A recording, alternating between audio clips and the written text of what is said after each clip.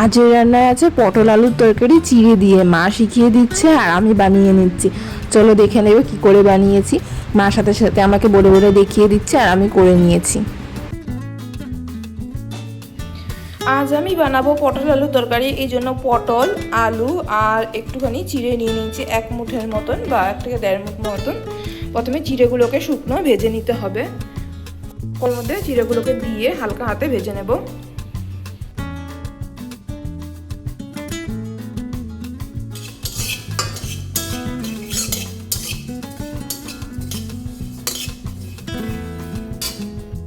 চিড়েগুলোকে শুকনো কড়াইতে হালকা হাতে ভাজা করে নিয়েছি একটু লাল লাল করে।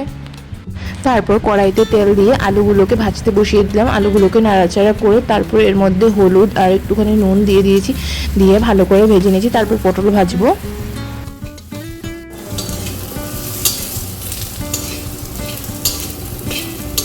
আলুগুলো হালকা ভাজা হয়ে গেছে, এবার পটলগুলোকেও দিয়ে দেব।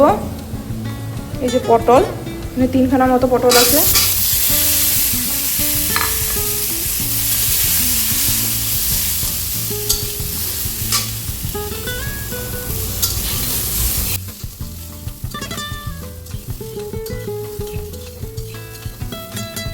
সবগুলোকে একসাথে ভেজে নিয়েছি, ভেজে নিয়ে তারপর নামিয়ে নিয়েছি। তার মধ্যে মশলা রেডি করে নিয়েছি। একটা বাটির মধ্যে সব একসাথে মশলাগুলোকে নিয়ে নিতে হবে।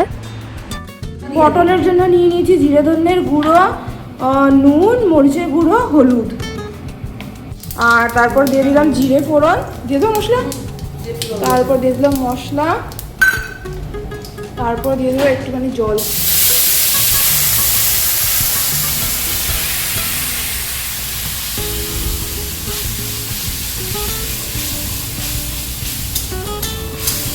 ভালো করে মশলাগুলোকে মিশিয়ে নিয়ে একটু সময় জুড়ে কষিয়ে নিতে হবে, মানে ভাজা করতে হবে, নয়তো মশলার গন্ধ করবে। জলগুলোকে শুকিয়ে নিতে হবে একটু ভাজা ভাজা করে।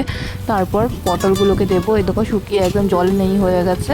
তারপর পটল আলুগুলো দিয়েছি, দিয়ে মিশিয়ে নিয়ে তারপর চিড়ে দিয়েছি। যেহেতু জল একদমই ছিল না তাই জন্য একটু করে জল দিয়েছি। জল দিয়ে ভালো করে মশলাগুলো সবজির সাথে মিশিয়ে নিয়েছি। মিশিয়ে নিয়ে ভালো করে একটুখানি সময় কষাবো। একটু সময় নাড়াচাড়া করে যা কড়াইতে মশলা লেগেছিলো সেগুলো যাতে সবজির সাথে লেগে যায় তাই জন্য। তারপর এর মধ্যে ঝোল দিয়ে দেব।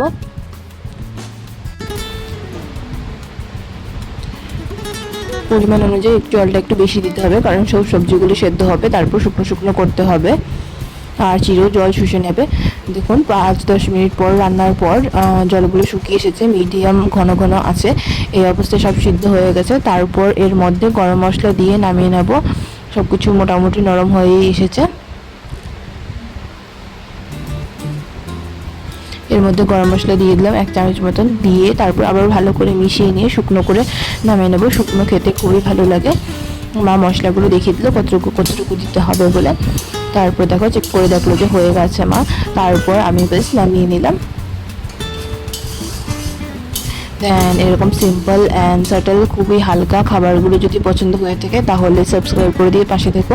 আমি মার কাছ থেকে শিখছি বাড়ির রান্নাগুলো একদম সাধারণ। যদি তোমরাও শিখতে চাও বা দেখতে পছন্দ করে থাকো তাহলে সাবস্ক্রাইব করে দিয়ে একটু পাশে থেকো আর তোমাদের ভালোবাসা জানিও, একটু লাইক করে দিও।